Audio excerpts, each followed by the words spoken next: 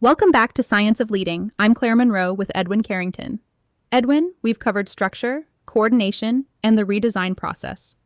Today I want to talk about something almost every leadership team says they care about, and almost none of them actually fix: culture. Here's the uncomfortable part, Claire.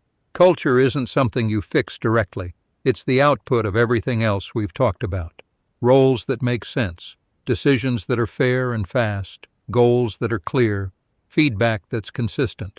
Get those right and culture improves as a byproduct. Try to install culture on top of a broken structure, and you get a poster in the break room and nothing else. So when a company hires a culture consultant instead of fixing decision rights, they're treating the symptom and ignoring the disease. Precisely. And leadership is either reinforcing the structure or quietly undermining it. There's no neutral setting.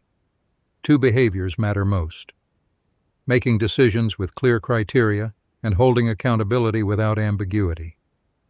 If leaders override the system every time it's inconvenient, the system stops meaning anything, and everyone learns the real rule is whoever's in the room with the most authority wins the argument. That tracks with something McKinsey's pointed out too, that decision-making excellence is a lot rarer than most leadership teams assume. Everyone thinks their org decides well until you actually measure it. Which is exactly why decision rights architecture isn't optional. It's the thing that turns "we're aligned" from a slogan into something that's actually true on a Tuesday afternoon when two departments disagree. And this gets harder, not easier, when companies flatten layers or widen spans of control to move faster. Much harder, because now each manager is carrying more people with less bandwidth per person. So the routines have to get stronger to compensate. A real one-on-one cadence, actual coaching skill, clear performance expectations stated out loud instead of assumed, and early intervention the moment burnout risk shows up, not 3 months after someone's already checked out. Early intervention is the piece I think gets skipped most, because by the time it's obvious someone's burning out, you're already in damage control instead of prevention. Which is why the signal has to come from data, not from waiting for someone to say something. Across OAD's own client base, the teams that catch friction and burnout risk early through behavioral data consistently avoid the turnover spiral that hits everyone else. You can't coach your way out of a problem you found too late. Okay, so let's talk about the operating cadence that ties all of this together, because I don't think most leadership teams have an actual rhythm, they just react. There's a minimum viable cadence, and it's simpler than people expect. Weekly, a team execution review, KPIs, blockers, decisions that need to get made. Monthly, a cross-functional operating review, handoffs, dependencies, resource shifts between teams.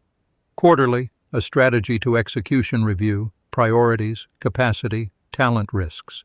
And semi-annual, an actual org design review, structure adjustments, role clarity, decision rights. And McKinsey's transformation research backs up why that rhythm matters more than any single big initiative, that embedding organizational health as an ongoing effort outperforms treating change like a one-time event. A one-time event fades.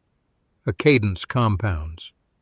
And that's the difference between the 4 failure modes we see over and over, and companies that quietly avoid them. Let's go through those because I think a lot of listeners will recognize at least one. First, slow decisions, fixed by naming decision owners, cutting approval layers, and setting decision SLAs for the choices that recur.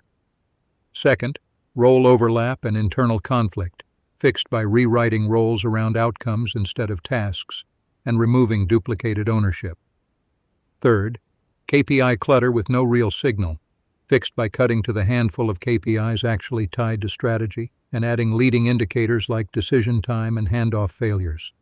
And fourth, reorg fatigue, fixed by piloting before scaling, keeping structural changes semi-annual instead of monthly, and focusing on mechanisms over chart reshuffles.